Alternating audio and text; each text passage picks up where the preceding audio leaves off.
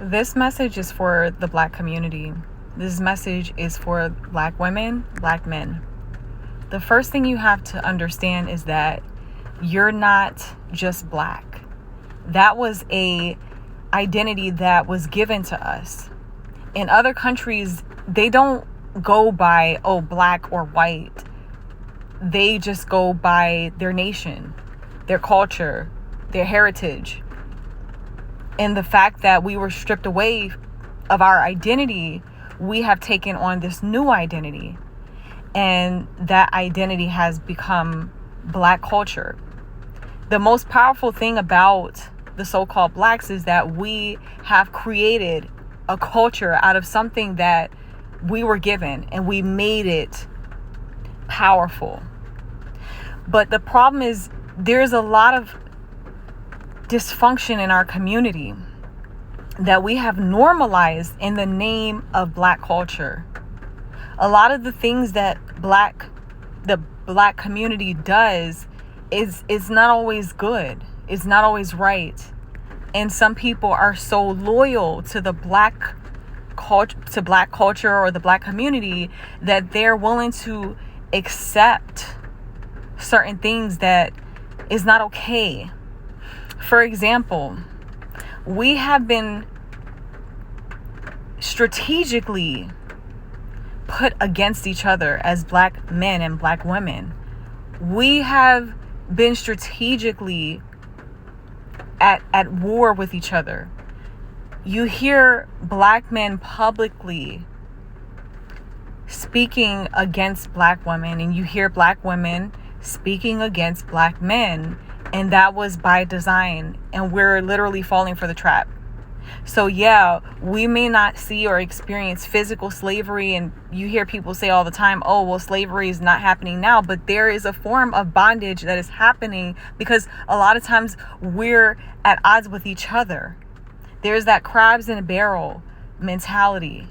So are we really free when we can't experience the abundance of life, the fullness of what God has intended for us? God did not intend for there to be so much single women.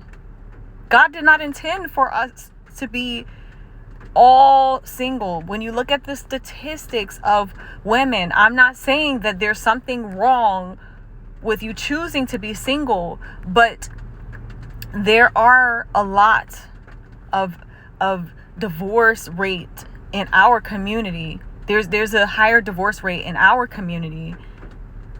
There's a lack of male presence in the home. There's a lot of women that are not willing to submit to men or whatever. Like, there's a lot of dysfunction, and that wasn't God's initial intent for the family structure, God's design. But because of what happened in the past, that is the byproduct. But we're giving the enemy power by perpetuating these things. So you have to be able to recognize what's happening. We have been at odds with each other publicly. You don't see other communities speaking against each other like that. You don't see other communities speaking and talking badly about their men or their women. Now, they may generalize and say women are like this or men are like this, but you don't hear them say, this particular group of us are like this. You don't really hear them. I haven't heard it. I don't hear them talking bad about each other the way we talk about each other, especially to other groups of people. Why do we do that?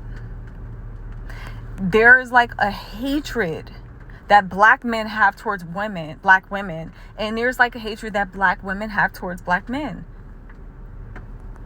And it's so unfortunate because there's issues on both parts. I hear a lot of Black men say that Black women, they don't like the weaves, they don't like the wigs, they don't like the lashes. I hear them say that they don't like the attitudes, so they decide and they prefer to go into other groups of people or date outside of their race. This is what I hear. Then I hear the black women say that black men don't show up.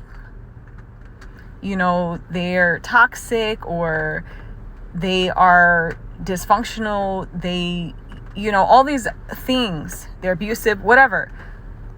There's bad things in every culture, in every ethnic group. But this is what's more publicized. And when you look around and you look at the statistics, our population of people are not thriving, and the divorce rate is high, families are broken.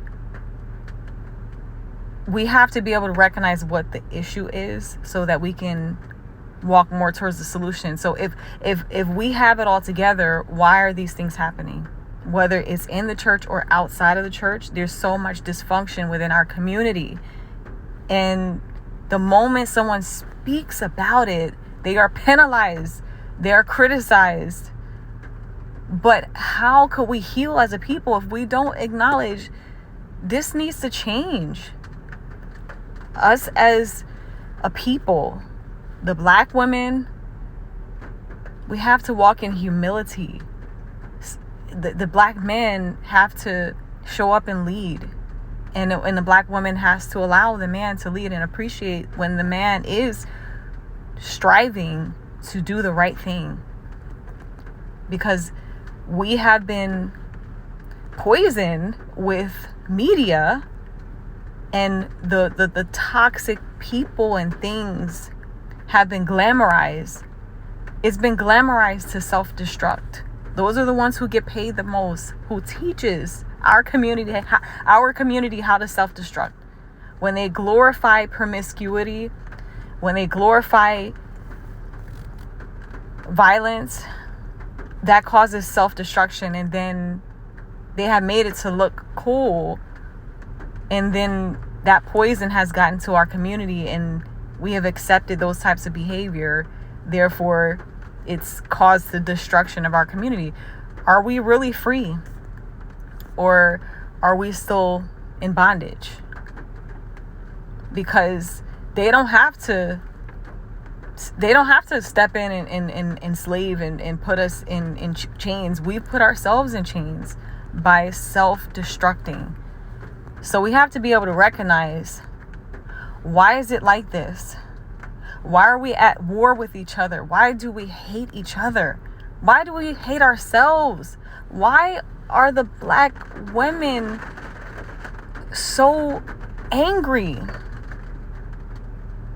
Why aren't they respecting the black men? Why aren't the black men respecting the black women? Why are they speaking against the black women and have so much hatred? Like there's this he-man woman hater club type of thing going on, and publicly speaking against each other. That needs to stop. That needs to stop.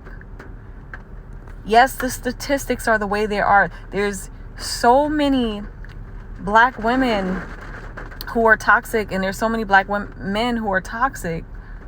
But, you know, as we're pointing out and speaking about these things, we have to be able to self-improve and be a part of the solution, be the change that we want to see in order to see progress.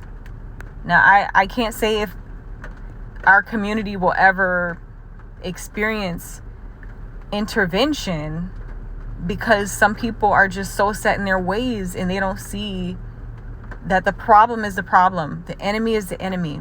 And it's the same forces of darkness trying to destroy our community, but by means of us destroying ourselves. And we have to be able to recognize and come together and join forces and stop speaking against each other in order to see a change.